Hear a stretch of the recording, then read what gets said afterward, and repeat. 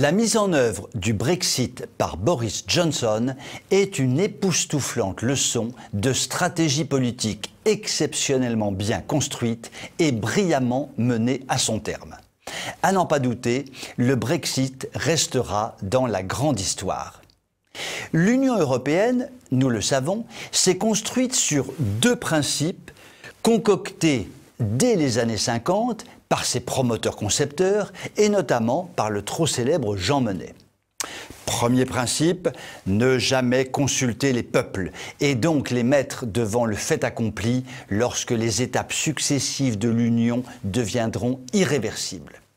Second principe, mentir systématiquement quant aux conséquences de la mise en œuvre de l'Union en enjolivant systématiquement les côtés positifs et en gommant systématiquement les côtés négatifs.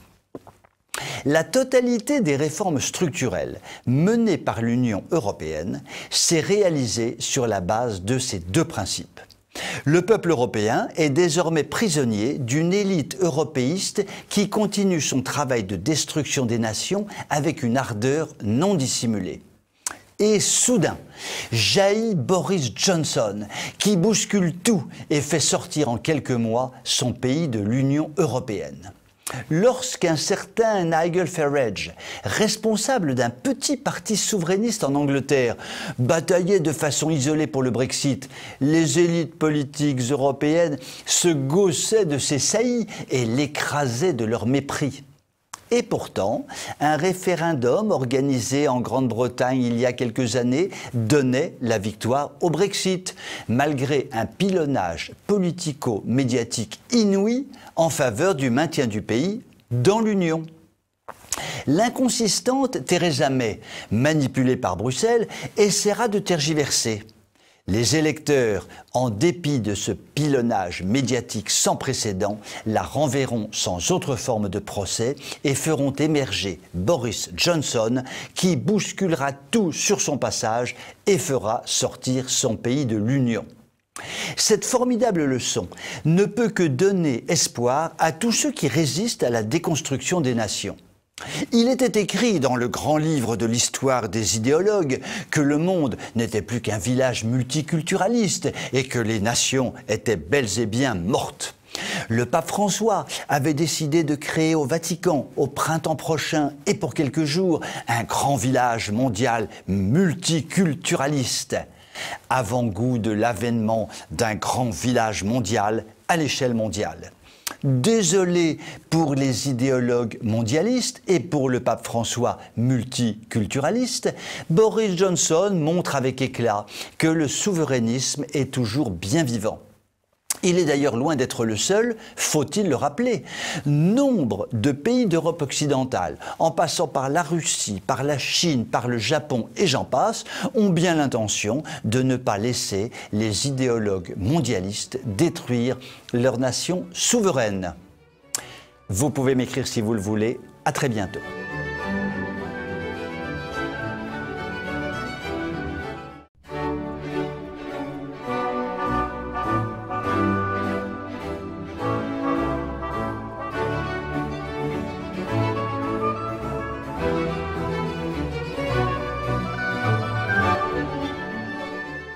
Y a-t-il une semaine, ou même un jour, où, sous notre beau ciel de France, on agresse, on ne tue, on ne perfore, on ne tranche, on ne castagne, on assomme, on égorge, on ne viole? C'est ce qu'on appelle le vivre ensemble à la mode française.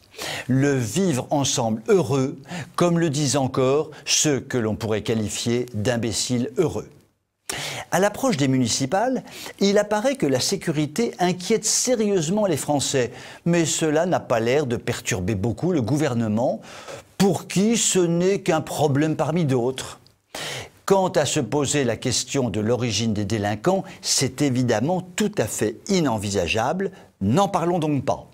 Enfin, parlons-en tout de même, en évoquant quelques faits qui ne peuvent être contestés par personne.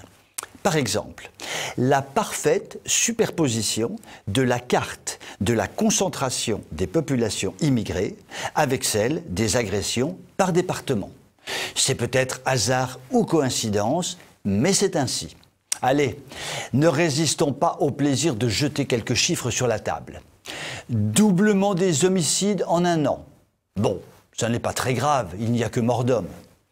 100 000 peines de prison non effectuées par manque de place. Bon, ça n'est pas très grave, cela permet aux condamnés de rester en famille devant la télé le soir. 150 quartiers passés aux mains des islamistes d'après les chiffres de la DCRI. Bon, ça n'est pas très grave, cela permet d'installer définitivement la charia dans de nombreux endroits en France. Très globalement, les actes délictueux seraient de l'ordre de 3 millions par an, dixit l'État, alors que le vrai chiffre est de l'ordre de 12 millions. Il y a un gros écart, il y a un gros mensonge d'État sur le sujet. Mais bon, ça n'est pas très grave, on n'est pas à 9 millions d'actes délictueux près tout de même. Pour Manu, tout cela n'est pas très grave, car le vrai problème est ailleurs. Bruxelles nous intime l'ordre de lutter contre la surpopulation carcérale. Ça, c'est très important. Et l'objectif est d'envoyer le moins de monde possible en prison, bien sûr, et de faire sortir le plus de monde possible de prison, bien sûr. Finalement, tout n'est qu'une question de priorité. Pour éviter que les bonnes gens que nous sommes ne s'inquiètent de trop, l'on a inventé plein de subterfuges. L'on s'arrange pour ne compter que moins d'un cambriolage sur deux. On décourage les victimes de porter plainte. Et cela fait un trou de 9 millions d'actes délictueux dans les statistiques. Il va falloir produire une nouvelle série télé, Plus belle la vie délinquante. Vous pouvez m'écrire si vous le voulez. À très bientôt.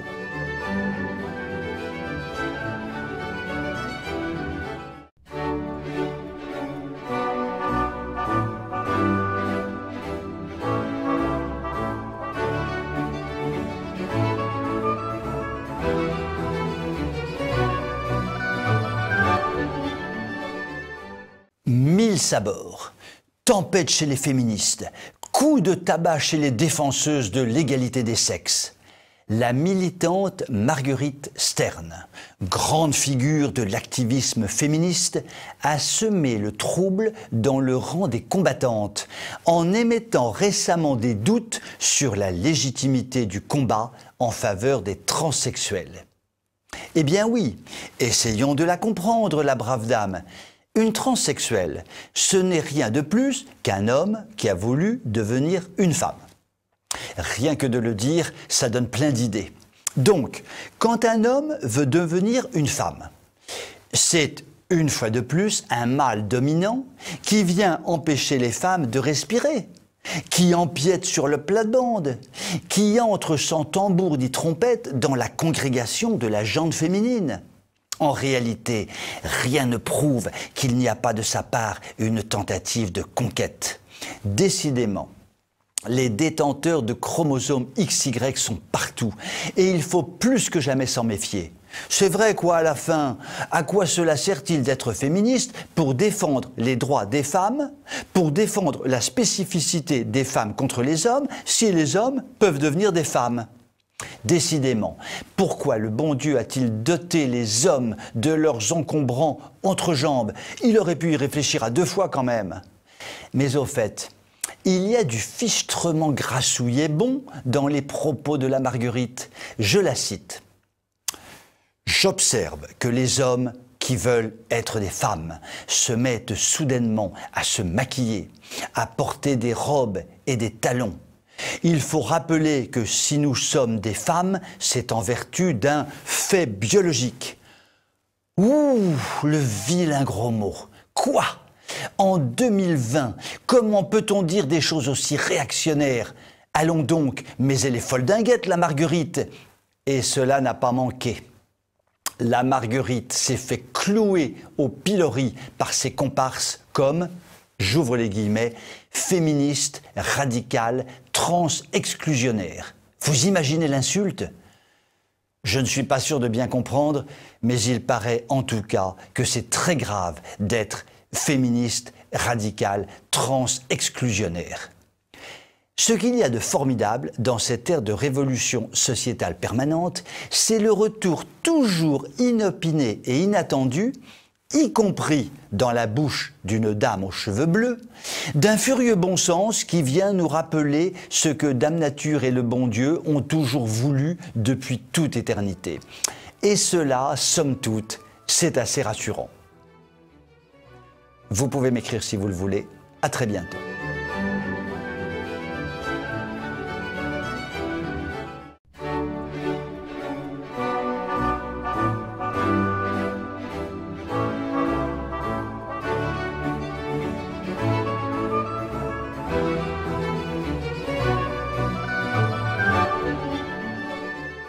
Nous connaissons évidemment la chanson de l'effondrement du niveau scolaire et nous ne privons pas de la fredonner ici régulièrement.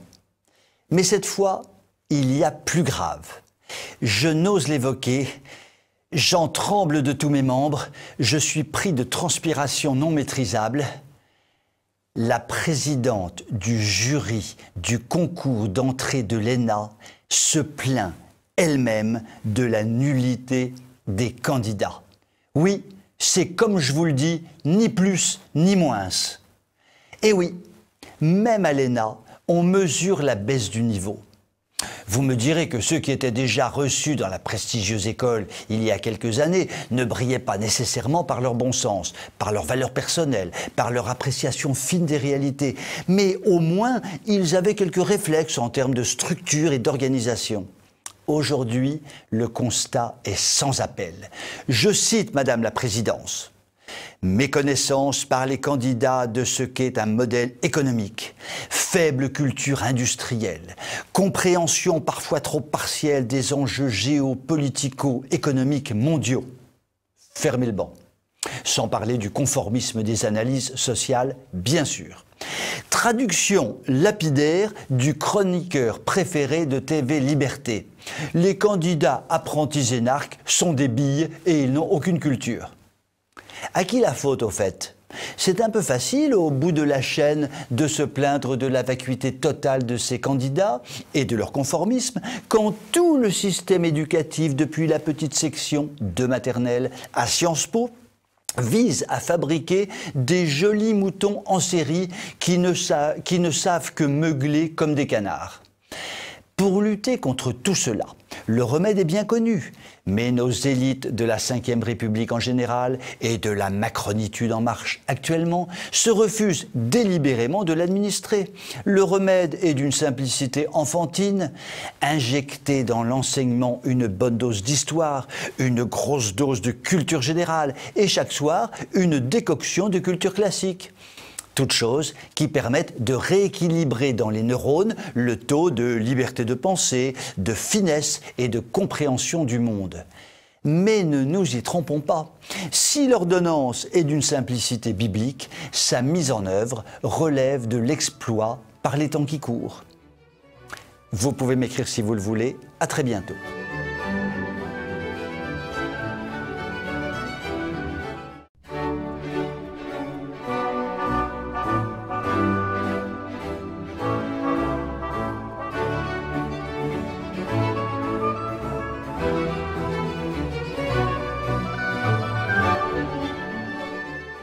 Plus d'enfants et moins d'impôts.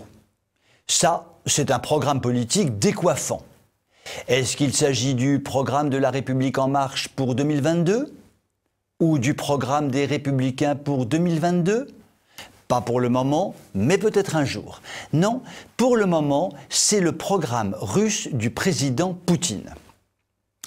Lorsqu'il était Premier ministre, Alain Juppé avait eu une formule intéressante. Un problème, une note, une solution. Le problème de Juppé est qu'il y avait eu beaucoup de problèmes et donc beaucoup de notes, mais jamais de solution. N'est pas Juppé qui veut, Poutine n'est donc pas Juppé. Avec Poutine, la formule Juppé est menée avec précision. J'en veux pour preuve le fait qu'il vient de changer de Premier ministre en débarquant son jusque-là fidèle coéquipier Medvedev pour introduire une nouvelle tête inconnue du grand public, le grand Mishustin. Un poids lourd, D'abord parce que sa taille et sa carrure laissent à penser que le bonhomme doit peser au moins 3 vaches limousines. Ensuite, parce qu'on lui doit d'avoir réussi le tour de force de digitaliser le fisc russe. Vous imaginez que cela n'a pas dû être une mince affaire. Le Financial Times, le très respectable et respecté journal financier britannique, a d'ailleurs salué bien bas la performance de Mishustin. Revenons à notre formule. Un problème, une note, une solution. Il semblerait que Medvedev ait été débarqué parce que les résultats attendus n'étaient pas au rendez-vous, notamment sur 2 dossiers brûlants pour la Russie, la croissance démographique, la croissance économique. Et pourtant, les 2 problèmes avaient été identifiés et avaient fait l'objet de notes qui proposaient des solutions. Quels sont donc ces 2 problèmes ? En 2019, la population de la Fédération de Russie a baissé de 300 000 personnes après une baisse de 200 000 personnes en 2018. Un trou de 500 000 personnes en 2 ans, cela fait quand même beaucoup. Et comme la Russie n'est pas dans l'Union européenne, elle n'entend nullement combler le trou en ouvrant grand ses portes au Maghreb, au croissant fertile ou à l'Afrique subsaharienne. Pour combler le déficit démographique de la Russie, il faut des petits Russes. Medvedev aurait dû prendre des mesures natalistes. Il ne l'a pas fait. Exit Medvedev. Des mesures phares sont donc attendues, par exemple le versement d'un capital maternel ou d'une prime, un salaire maternel si vous préférez, et cela dès le premier enfant. Second problème, le ralentissement de la croissance, identifié sans que rien ne soit entrepris. Medvedev aurait dû prendre des mesures économiques. Il ne l'a pas fait. Exit Medvedev. Tiens, il y a du Juppé chez Medvedev. Des mesures sont donc désormais en cours d'élaboration, mettant en œuvre de très grosses dépenses d'infrastructures ainsi qu'une relance par la consommation. Plus d'enfants, davantage d'activités économiques et moins d'impôts. Les problèmes sont identifiés, les notes ont été rédigées et les mesures vont être mises en route. Les objectifs fixés sont clairs, faire de la Russie la 5e puissance économique mondiale, augmenter de 8 ans l'espérance de vie, diviser la pauvreté par 2. Qui vivra verra si Poutine atteint ses objectifs. Mais que cela fait du bien, un chef d'État comme comme Poutine, avec une telle ambition pour son pays. Vous pouvez m'écrire si vous le voulez. À très bientôt.